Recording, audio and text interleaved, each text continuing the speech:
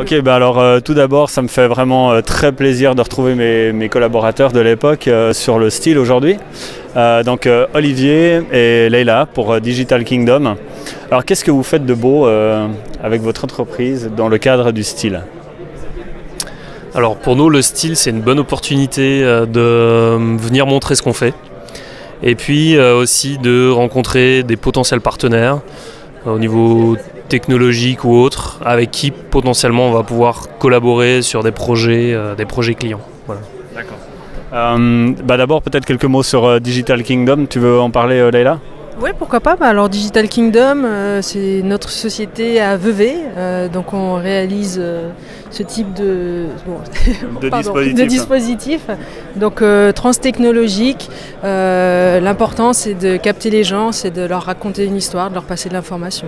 Avec de la technologie ? Avec de la technologie, oui. D'accord, donc virtuel, vous faites des jeux vidéo aussi ? On fait des jeux vidéo, effectivement, donc des jeux vidéo grand public. On utilise après nos apprentissages pour faire des installations gamifiées, donc aussi grand public, mais dans un contexte plus sérieux. Et on fait aussi de la réalité virtuelle, de la réalité augmentée. On touche un petit peu à toutes les technologies en essayant de les utiliser au mieux pour répondre en fait à des problématiques. D'accord. Tu veux dire par là que vous avez un petit peu du développement à la demande, vous avez aussi des produits à vous, un peu ? Alors oui, en fait on a des produits, donc les produits jeux, ça sont réellement des produits grand public distribués. Maintenant aujourd'hui on essaie aussi de créer des produits plus professionnels et c'est un peu ce qu'on présente aujourd'hui. Donc on teste aussi l'intérêt et puis l'utilisabilité sur un produit en utilisant la réalité augmentée. Et donc on s'oriente vers ça, mais aujourd'hui on a des produits jeux et du service adapté à nos clients. Olivier, tu peux nous parler aussi un peu de l'équipe parce que c'est important, il faut avant tout des gens pour créer des beaux produits. Alors Digital Kingdom, c'est une équipe de 6 personnes à l'heure actuelle. On est basé à Vevey et puis on existe depuis septembre 2014. Et puis jusque-là, on a vécu de belles aventures avec des beaux clients, des beaux projets. Et aussi, comme le disait Leila, des beaux produits jeux vidéo. Et dans notre équipe, on a toutes les compétences pour réaliser nos produits de A à Z. Ça, c'est particulièrement intéressant et c'est particulièrement apprécié de la part de nos clients. Ouais. Du coup, ça va de graphistes, de game designers, des gens à la gestion de projet et puis aussi des développeurs informatiques. Voilà. Donc ça nous permet d'avoir un peu toutes les palettes nécessaires pour produire des outils, des jeux vidéo en interne. Voilà. Ok, merci beaucoup pour ces quelques mots et puis super intéressante cette entreprise. On va passer aussi quelques secondes sur un des produits que vous développez en ce moment, que vous mettez en avant surtout. Alors le produit, donc là pour le moment ça s'appelle l'expérience augmentée. L'idée c'est de répondre à 2 problématiques.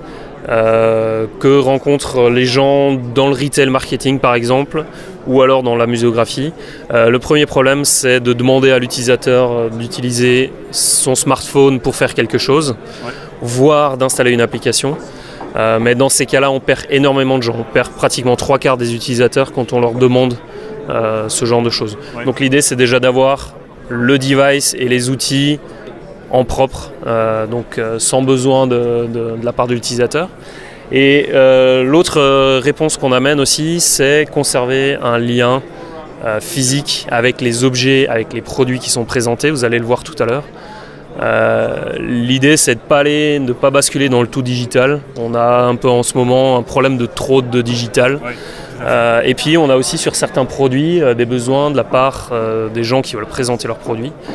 Des besoins de contact, de toucher, d'avoir un lien avec le physique. Là en l'occurrence vous avez un produit d'une société dentaire.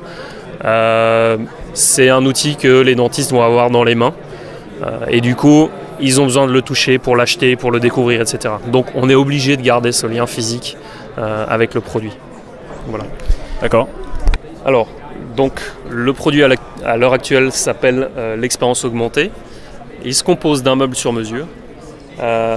D'un iPad donc qui va faire l'interface digitale avec de la réalité augmentée par rapport au produit et puis donc une série de produits, là on peut imaginer tout ce qu'on veut qui sont donc disposés sur des socles et puis donc l'utilisateur va manipuler ce socle et le produit et le disposer sur ce plateau tournant. Une fois l'objet posé sur le plateau tournant, il va être détecté par l'interface digitale par réalité augmentée. Et puis on va pouvoir interagir avec l'objet avec différents modes. Donc un premier mode est un mode avec de l'accroche d'informations assez classique. Un second mode est de l'accroche d'objets 3D sur la vidéo de l'objet. Voilà, donc on fait vraiment de l'accroche d'objets 3D sur la vidéo. Voilà, on a eu une petite... j'ai passé ma main devant, ça c'est un peu dommage pour la démo. Ouais, c'est la petite coupure, voilà. Donc je reviens sur le mode d'accroche 3D. L'idée là, c'est par exemple de présenter une série de consommables qui est en lien avec l'objet. Et puis un troisième mode qu'on propose également là, c'est un éclaté 3D. Donc l'idée c'est vraiment de communiquer sur la fabrication du produit, sur ce qu'il y a dans le produit.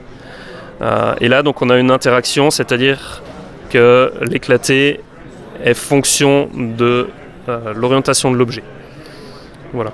Donc on a vraiment la base qui est la manipulation du plateau et de l'objet pour avoir des informations augmentées sur l'objet.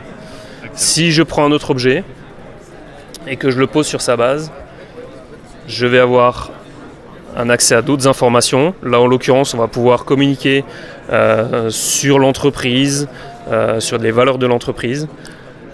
Et là aussi, on va déclencher des vidéos, des diaporamas par rapport à l'orientation de l'objet sur le plateau. Donc vraiment, le plateau est mon interface d'interaction privilégiée avec l'outil.